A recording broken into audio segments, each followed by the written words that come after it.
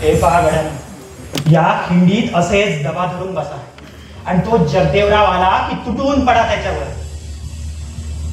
शेळ्या ज्याप्रमाणे एखाद्या वाघाला पकडतात, चारही बाजूनी घेरतात, तशा प्रकारे त्या जगदेवाला चारही बाजूनी घेरा. समजला? आता पाहूया. मी जरा तुमची तालीमच घेतो. मी होतो जगदेवराव, तुम्ही मला पकडा.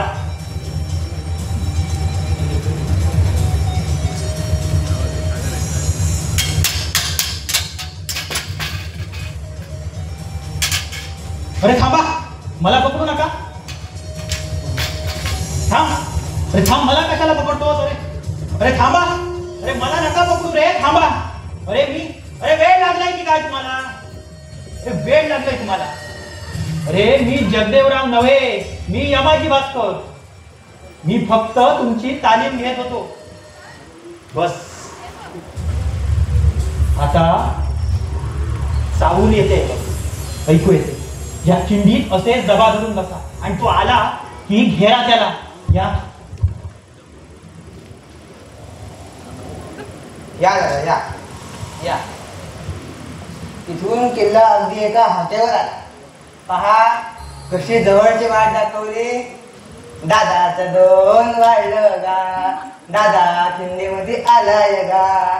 दादाचं दोन वाढलं गा, दादा खिंडीमध्ये आलाय गा. दादाचं दोन वाढलं गा, दादा खिंडीमध्ये आलाय गा. पकडा. घात झाला, घात झाला. या कुडबड्या जोशानं दगा दिला. आता कसली वेळेवर पोचण्याची. अरे यावेळी जर माझ्याकडे तलवार असली असती ना, त्या बाईला मिशा असत्या तर काकाच म्हटलं असतं. तुझा आवाज मी ओळखला. असा दगा साधलास काय? अरे जयवंतराव, तुला काय वाटत असेल आता कसा वेळेवर पोहोचतो? अरे उद्या सूर्योदयापर्यंत मी पोहोचलो नाही तर ते चांडाळ तुझा कडेलोट करतील. अरे त्याची काळजी तू करू नकोस. त्याची काळजी करायला यमाजी भास्कर अजून जिवंत आहे म्हटलं. सोमतराव, याला त्या झाडाला बांधा आणि तुम्ही त्याच्यावर करडी नजर ठेवा, पहारा करा. आम्ही जातो.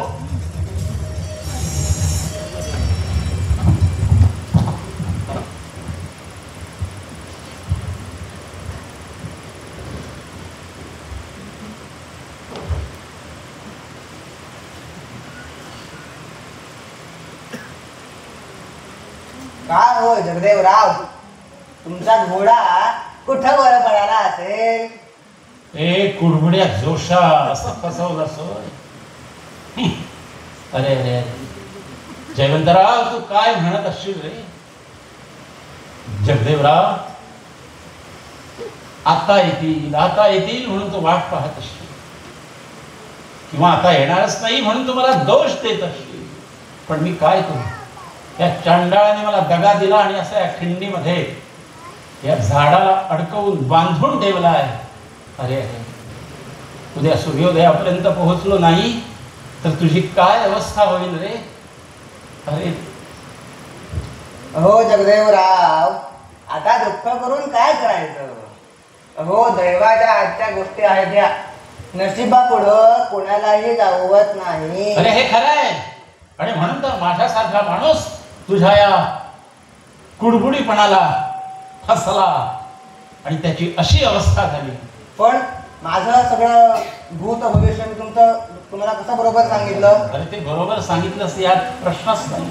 अरे ज्या अर्थी माझ्यासारखा माणूस त्याला बळी पडला, फसला, त्या अर्थी ते सोम तुझं उत्तम झालं, यामध्ये वाद नाही.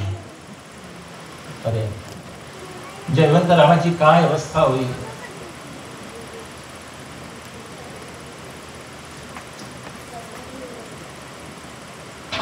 हो जगदेवराव, पण तुमचा घोडा तरी पळवला कोणी? म्हणजे तुम्ही फसायला घोडाला म्हणून फसलात ना? हो.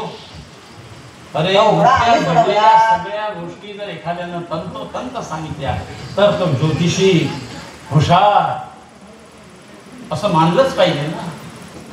अरे जर माझा घोडा पळाला नसता तर मी तुझ्या हाती लागलोच नसतो आणि माझी अशी अवस्थाही झाली नसती. जयवंतरावाचा आता काय होईल एकच चिंता. माझ्यामुळे विचारावरती महान संकट उभं राहिलंय. कुडकुड्या जोशा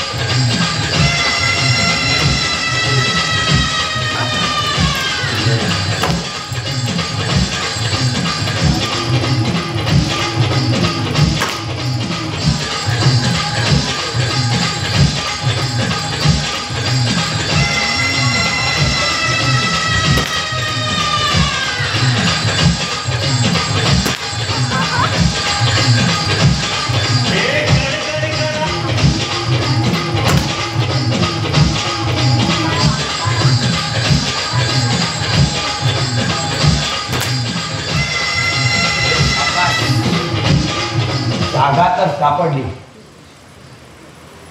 आणि या हरामखोराची ही गाठ पडली. अरे जगदेवरावांना इथे बांधून ठेवलंय. अरे सुभान्या, हे सुभान्या, हे सुभान्या, हे पहा तुझे धनीक आहे रे, झाडाला बांधलेले आहेत. तो घोडा तिथंच उभा ठेव. मी ह्याला बोलण्यात गुंतवून ठेवतो. तू संधी साधताच जगदेवांना सोड आणि त्या घोड्यावरून पाठवून दे. तो घोडा गडावरचाच आहे, त्याला कोणीही वाट दाखवायची गरज नाही. तो आपोआप जयदेवांना गडावर घेऊन जाईल.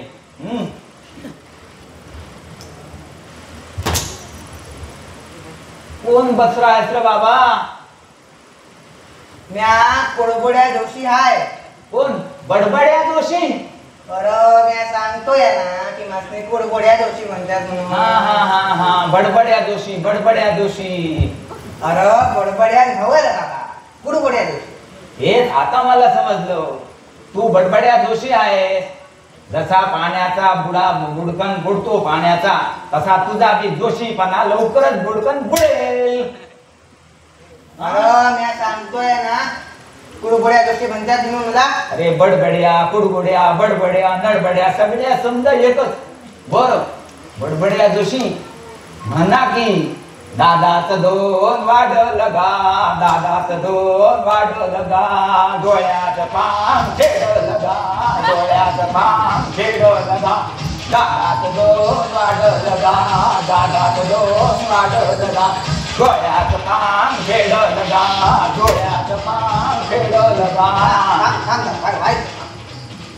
मी काय म्हणतो, काय? पण तू आहेस कोण? दादा आहेस की दादी आहेस? अरे मी कडक लक्ष केला, दिसत नाही काय तुला? हे खरं रे. मग हे लंबे लंबे डोळ्याचे केस, हा ह्यो कुकवाचा मळवट, हा ह्यो लुगड्याचा घागरा, हा. यावर तर बघ तू बायको वाट. अरे या वरच्या अंगाला जाऊ नकस राव. आत्मनला प्रकार अगदी न्यारा. अरे बिसी बंबर रे. अरे मी तरी तेच म्हणतो. मग तुला काय म्हणू? अगं म्हणू का अरे म्हणू? अरे काय बी म्हण, पण माझं भागेच सांग. बर दोन्ही बी सांग. दादाचं दोन वाढलं का, बयेचं पाठ फुगलं का, दादाला मूल भरेल का, बयेचं पोट गाडील का. हा हे बघ, कुठला विपुल झड आहे. बर झंडा चांगला होणार बघ. बर आणखी तुला मूल बी होईल. अरे हे पण हो, पण एक नड आहे. आता कसली आणखी एवढी काढून टाक. कसली कशी ती? समजा गिरं बियत आहे ती. बर अगंदा तुझा शुक्र लई चांगला आहे. बर पण गोरू बी बारावा आला या. कोण बारावा आलाय? हा तो भरपूर जाईल. हा आणि तुझ्या उदरी शनी बी आला या. होय झाला आता. दादाचं दोन वाढलं का,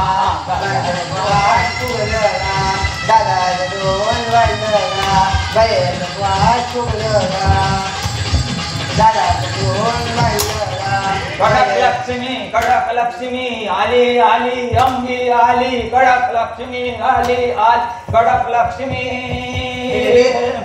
शांत हो शांत हो शांत हो तू माझ्या कपडाला फसवलंस बघ हे देवी तुझ्यावर मोठी आपत येईल उद्या सकाळच्याला तुझा मृत्यू आहे देवी नको नको माफ कर देवी शांत हो शांत हो ये सुबानिया ये सुबानिया ये सुबानिया ये सुबानिया शांत हो उडाओ दोरा सोड भरारा उडाओ दोरा सोड भरारा ये सुबानिया ये सुबानिया ये घोडा घोडा दौडा ये सुबानिया ये सुबानिया अरे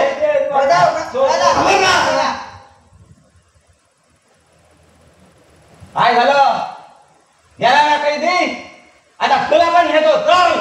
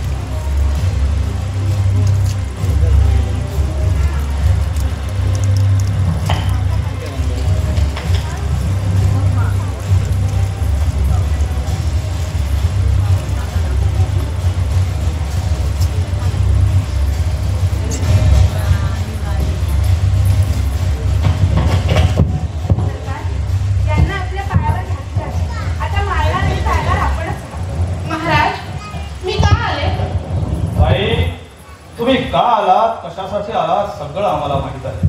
तुम्हाला तरी अतिश्रम मी का दिले? तुम्हाला एकच सांगतो, जगदेवरावांची सुटका आम्हाला करता येत नाही. त्यांचा गुन्हा इतका जबरदस्त आहे का?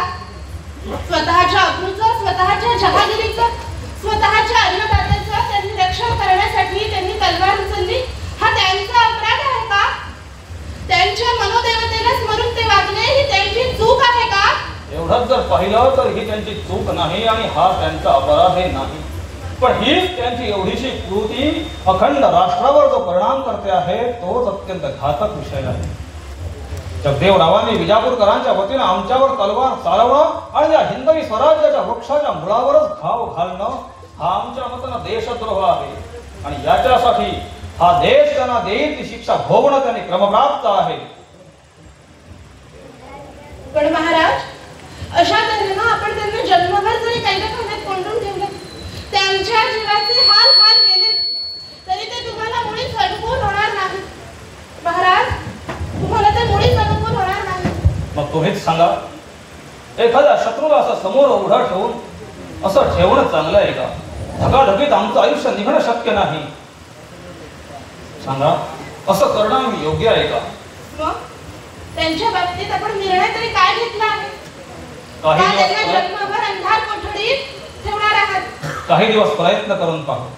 हे आम्हाला वश झाले तर ठीक, नाही तर शेवटी त्यांचा शिरच्छेद करणं भाग आहे. अरे देवा, हे काय म्हणत बरं ऐकते आहे मी? नका नका महाराज, असे निष्ठुरपणाचे शब्द बोलू नका. तुमचे हे शब्द माझ्या हृदयात शिरून माझं हृदय पिळवटून टाकत आहे. नका नका महाराज. बाळविश्वास, ठेव यांच्या पायावर मस्तक आणि माग आपल्या वडिलांच्या प्राणाबद्दल भिक्षा. भिक्षा का म्हणून? मी काही नामर्थ आहे का? आई, तू रडू नकोस. हे जर माझ्या बाबांना सोडणार नसते तर मी स्वारी करून त्यांना सोडवून घेईन. शाबास, खरा सिंहाचा बच्चा शोभला. बाळ, तू आमच्याजवळ राहतोस का? तुम्ही माझ्या बाबांना सोडता का? ते मग सांगेल. मग मीही माझ्या बाबांना विचारून मगच सांगेन. हसताच आहे. मला बाबांना विचारायला नको. सगळेच जण काही आपल्या वडिलांच्या विरुद्ध वागणारे नसतात. मग बाळ, मी जर माझ्या वडिलांच्या उलट वागत असलो तर तुम्हाला काय म्हणशील? तू अगदी वाईट मुलगा आहेस असं म्हणेल.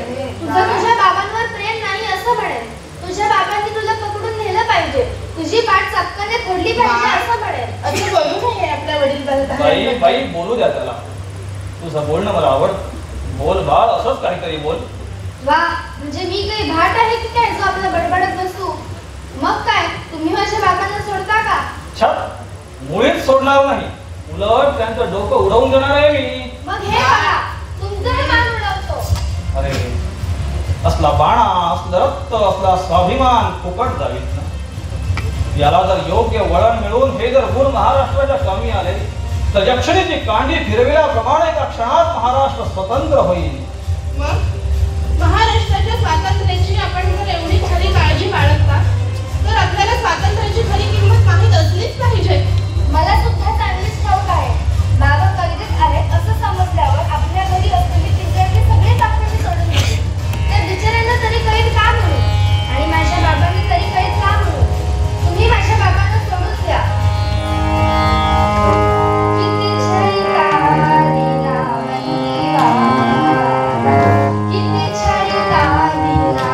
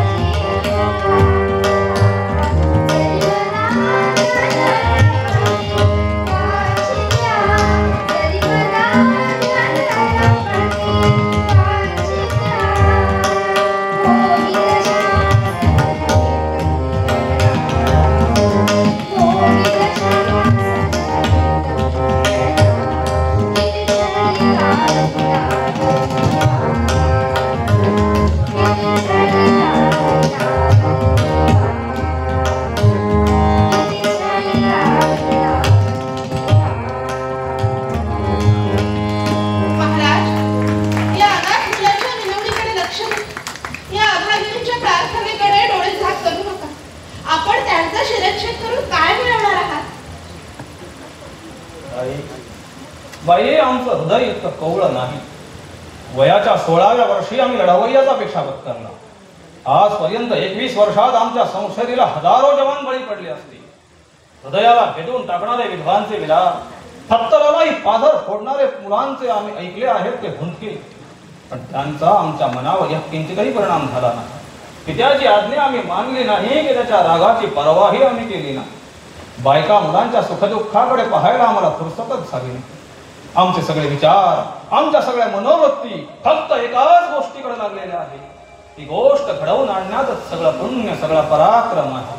आणि ती गोष्ट म्हणजे स्वदेश. या जगात स्वदेश प्रीती वाचून दुसरी प्रीती नाही, स्वदेश भक्ती वाचून दुसरी भक्ती नाही, आणि स्वदेशाच्या अभिमाना इतका दुसऱ्या कशातही आम्ही अभिमान बाळगत नाही. आई, बाप, मुलगा ही सगळी नाती स्वदेश प्रीती पुढे रद्द आहे.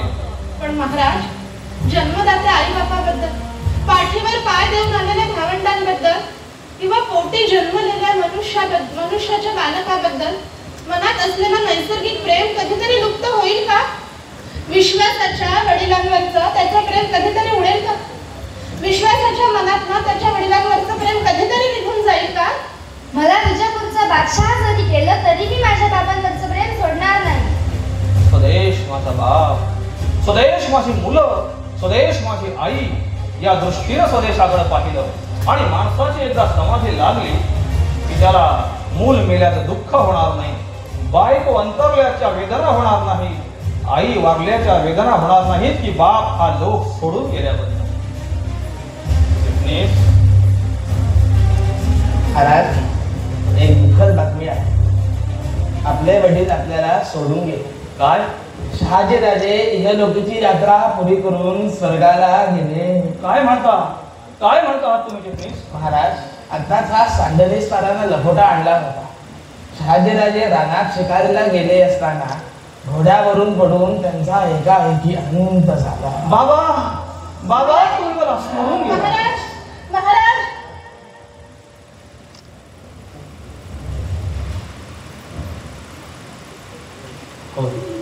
होय बाळविश्वास, तुझं म्हणणं खरंय. स्वदेश भक्तीत रममाण झालो तरी सुद्धा पितृप्रेमाची विद्युल्यता चमकल्या खेरीज राहत नाही. परमेश्वरान मला योग्य वेळी योग्य धडा दिला. चिटणीस, बाबांच्या मृत्यूची बातमी अशी सकाळपर्यंत गुप्त असू द्या.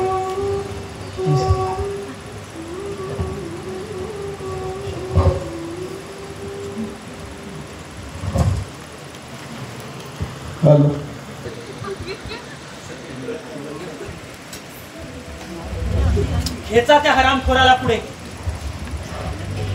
पोलीस राहायला पाहिजे नाही माझी. पोलीस राहणं गुन्हा आहे का? पोलीस राहणं हा गुन्हाच आहे. त्या जगदेव रावाबद्दल तू जर पोलीस राहिला नसतास तर ही कडेलोट्याची शिक्षा तुला का मिळाली असती? पोलीस राहणं हा राजद्रोह आहे. कायदा करण्याचा अख्तियार यमाजीकडे असतात तर तो राजद्रोह ठरता. त्या ठाचा खोचा मला समजत नाही आणि मला समजावूनही घ्यायच्या नाही.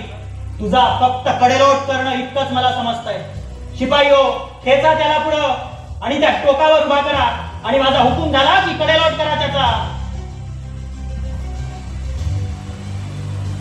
यमाजी, सूर्योदयाला आपल्या उशीर आहे, तोपर्यंत जगदेवराव सहजच येतील.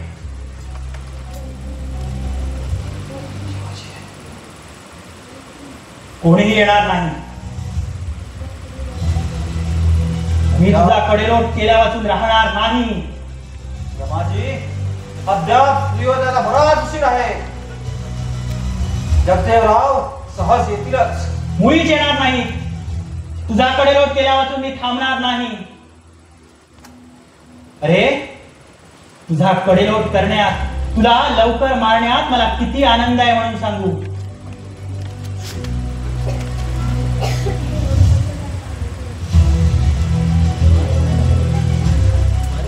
बस, तुझं कडेलोट मी करणारच आहे. पण त्या अगोदर त्या प्रसंगाची तुला जरा आठवणच करून देतो. काय? माझं त्या मालतीवर प्रेम होतं. पण मालतीवर काय संबंध? तुझा संबंध आहे. कारण तिचं जर तुझ्यावर प्रेम नसतं तर तिनं मलाच वरलं असतं. समजलास? वा, हा खूप सूड आहे. होय मला तिचं तुझ्यावर प्रेम नाही, हा काय मासा गुन्हा आहे? होय. रामपुरा, माझ्यावर तुझा इतका सूड का? आणि म्हणून हा माझा प्राण घेण्याची भाई? होय, तुझा कडेलोटच करणार आहे मी. का म्हणून विचारलं नाहीस? हा? अरे त्या मालतीचं जर तुझ्यावर प्रेम नसतं तर तिनं मलाच वरलं असतं. म्हणून तुझा सूड घेण्यासाठी, तुला संपवण्यासाठी मी तुझा कडेलोट करतोय. मी मेलो तरी मालती थोडं तुझ्याशी लग्न करणार आहे. ती माझ्या पाठोपाठ आपोआप येणार आहे. ते मला समजत नाही. ते काही हो, पण तू जिवंत राहणार नाहीस. शिपाई हो, करा त्याचा कडेलोट. खबरदार, मला त्यांची भेट घ्यायची आहे. तू खूप भेट घेशील त्याची, पण मी भेट घेऊ दिली पाहिजे ना तुम्हाला. तुझी काय झोपडी लागली आहे भेट घेऊन न द्यायची? महाराजांचा हुकूम पाहिलास का? वेळ लागलाय महाराजांना हुकूम द्यायला. मी महाराजांचा हुकूम वाचलेला नाही. तो हुकूम वाचण्या अगोदर त्याचा मी कडेलोट केलाय. मग पाहूया कशी भेटतेस ती. समाजी, अजून सूर्योदयाला खूप उशीर आहे. जगदेवराव सहजच येतील.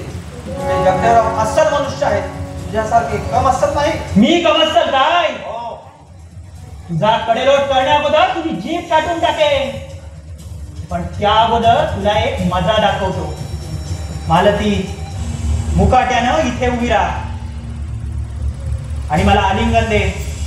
दे मला आलिंगन. नाही देत काय? मालती, मी दुसऱ्यांदा सांगतोय, दे मला आलिंगन. नाही देत. मालती, मी तिसऱ्यांदा सांगतोय, दे मला आलिंगन. नाही देत काय? तू अशी ऐकायची नाही. तुला जबरदस्तीनं आलिंगन द्यायला लावलं पाहिजे. हलकटा, हे आलिंगन माझ्या लाथेच्या प्रहारानं या मुलीशी केलेलं मोठं आलिंगन तू घे. आणि परमेश्वराच्या कृपेनं या मालतीच्या हाताचं, गोंडस हाताचं हे गोड आलिंगन तुझ्या उघड्या डोळ्यांनी पहा. हा, हे कायद्याच्या गैर होत आहे. हे एकदम कायद्याप्रमाणे होत आहे. महाराजांनी मला यांना भेटण्याचा हुकूम दिला आहे. तुम्हाला फक्त भेटण्याचा हुकूम दिलाय, बोलण्याचा मुळीच नाही. फक्त भेटा, बोलायचं नाही. बोलू नका असंही त्यात लिहिलं नाही. आम्ही बोलणार, भेटणार, वाटेल ते करणार. जा, काय करायचं ते कर. मी काय करणार? तुम्ही जर वाटेल तेच करणार असाल तर काय बोल की पुन्हा, म्हणजे मागे एकदा सगळ्यांनी मिळून लाथा दिल्या होत्या तशा परत देते. मालती, हा यमाजी तुला बोलतं ठेवून वेळ काढून पाहत आहे. तू त्याच्याकडे लक्ष देऊ नकोस. पण मालती, तू एवढं सांग, हाती घेतलेली काम पार पडते असं तू तुझ्या मुखानं फक्त सांग. नंतर मला कडेलोटाची काही चिंता नाही. मला ठार मारलं तरी चालेल. महाराज, मी आपल्या बरोबर येते. त्या कड्याच्या बोहल्यावर प्रेमाच्या अनंतत्वाचा शोध घेण्याकरता आपण दोघं एकदम जाऊया. वा मालती, तू माझ्याजवळ असलीस. महाराज, तुमची कर्तव्यही पाहून मला खरोखर धन्यता वाटली. पण या प्रसंगात आपल्याला खूप त्रास झाला याचं मात्र राहून राहून वाईट वाटलं.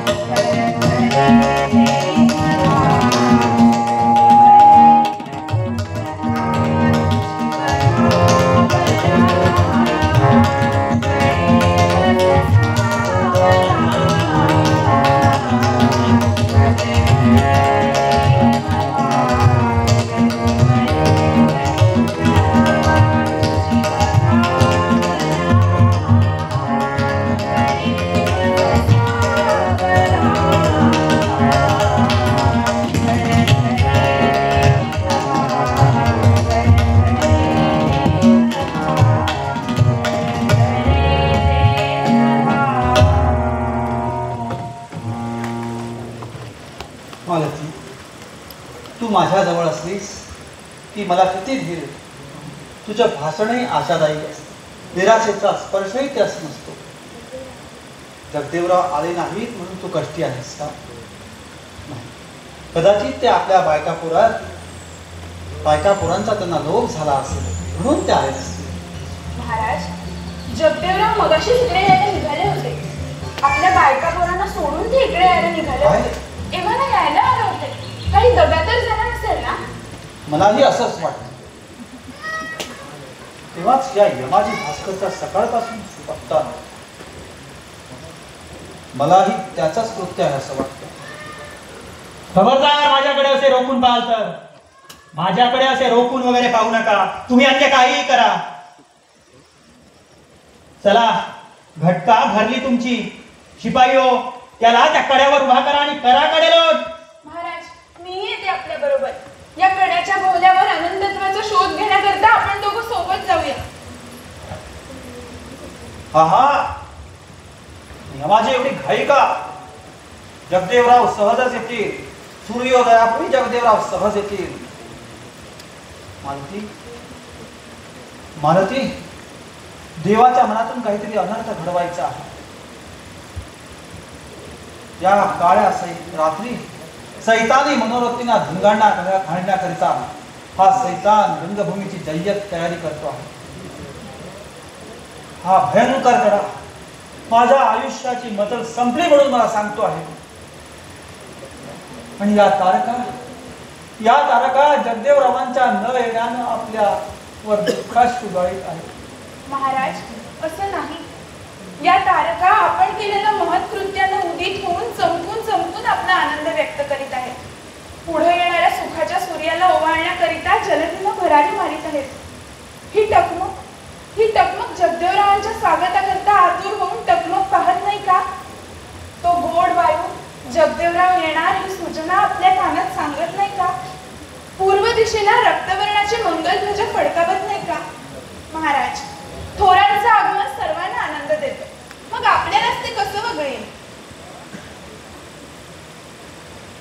लाडके, यावेळी तू माझ्याजवळ आहेस हे माझं किती भाग्य आहे. तुझं बोलणं नेहमी आशाजनक असतं. निराशेचा वासही त्यास नसतो. तू या भूमीवर पाय ठेवल्यापासून ही सृष्टी किती मधुर रूप धारण करू लागली आहे.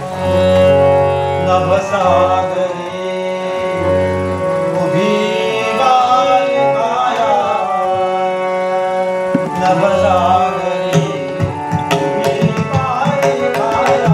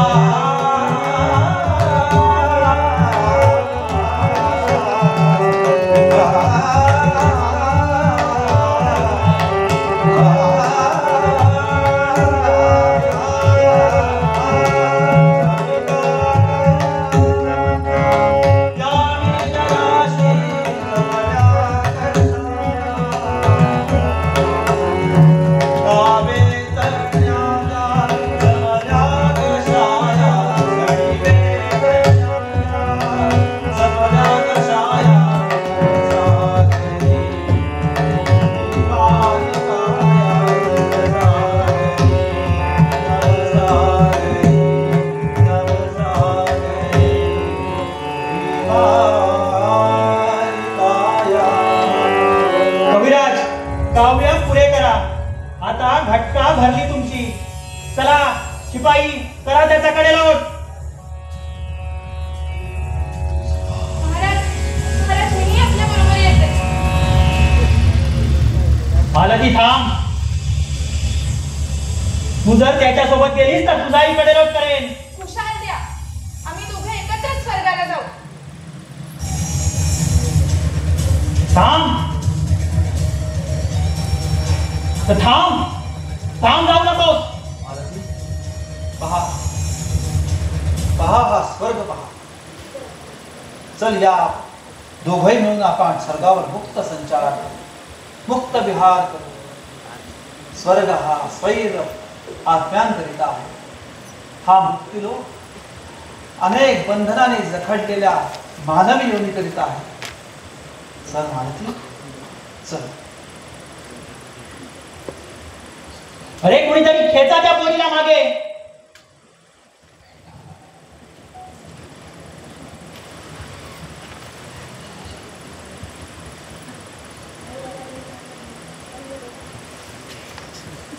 अरे खेचा तिला मागे, खेचा. वेळ लागलाय त्याला. शिपाई, करा त्याच्याकडे लोट. त्याच्याकडे लोट केला वा तुम्ही थांबणार नाही. जगदेवराव, तुम्ही सूर्योदयानंतर आहात.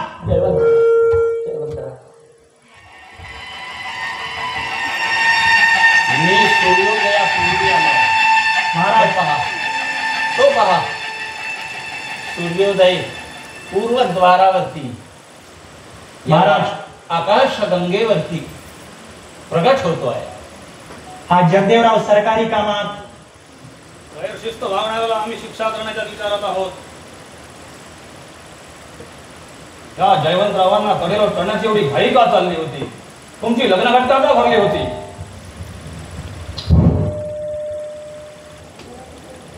होय महाराज, मालती याच्याशी लग्न करणार नाही म्हणून माझा प्राण घेऊन माझी व्याध दूर करण्याचा ह्या यमाजीचा कट होता.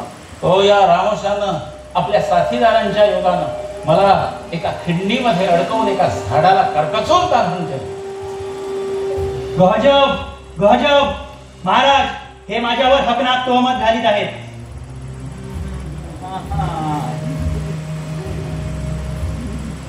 काय हा काय प्रकार आहे? महाराज, मला क्षमा करा. किल्लेदार साहेबांच्या सांगण्यावरनं मी जगदेवरावांचा घोडा पळवला आणि कुरघोड्या दशाचं सोंग घेऊन त्यांचा रस्ता चुकवला. पण इतक्यात आणि किल्लेदार साहेबांनी त्यांच्यावर हल्ला करून त्यांना एका झाडाला बांधून ठेवलं. आणि त्यानंतर हा तुफाने आणि हा कडक लक्ष्मी त्यांनी इथे येऊन जगदेवरावाला सोडवलं आणि माझी अशी अवस्था केली. अरे हरामखोरा शिपाई हो, पकडा या यमाजी आणि त्याचा आत्ताच्या आत्ता कडेलोट करा. महाराज जरा थांबा. या किल्लेदाराच्या सर्व बुद्धीचं कृत्य मला तुमच्या समोर उघड करायची आहे आणि नंतरच त्याचा कडेलोट करा. महाराज मी आपला हे हिकमतराव किल्लेदाराचे पहिल्यापासूनच माझी त्याच्यावर नजर होती. महाराज आता इकडची सुटका. तुम्हाला तुमच्या कर्तबगारीबद्दल योग्य बढती आणि इनाम मिळेल. या यमाजी भास्कराचा कडेलोट करायचा आहे तर ठरलेलंच आहे, पण त्याच्या सर्व गुन्ह्यांची चौकशी करून मग आम्ही तो करू. तो याला आणि याच्या साथीदारांना तुरुंगात डांबून ठेवा. त्याला घेऊन चला रे यांना. महाराज जरा क्षमा करा. होय, आम्ही आता तोच विचार करतो आहोत.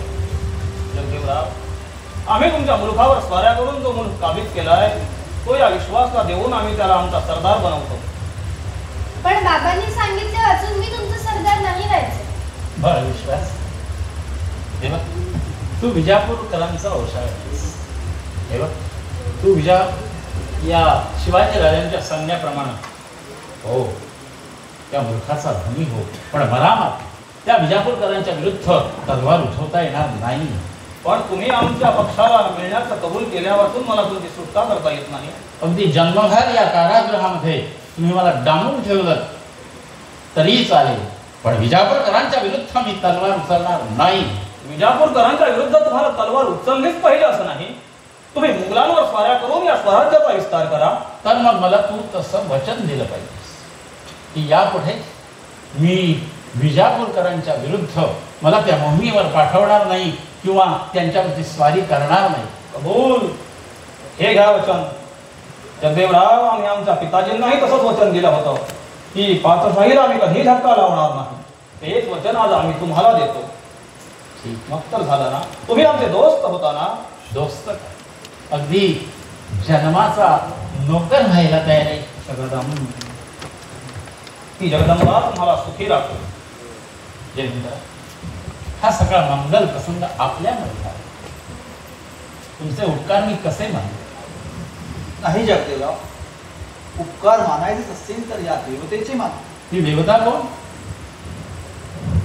जिने मला हे कृत्य करण्यास पराभूत केलं ती ही मालती. अरे वा उगीच काहीतरी. वा वा. मारुती आणि जयवंताने एकमेकांना अर्पण केलेलंच आहे. त्यांचे दोघांचे मन एकमेकांशी संलग्न झालेली आहे. आता सुमुहूर्तावर आपण त्यांचं लग्न लावू म्हणजे झालं. महाराष्ट्रात आपल्या हातानच तो सुयोग घडू द्या.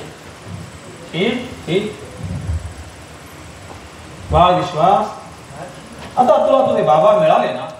पण आपले बाबा तर आपल्याला सोडून गेले ना. काय?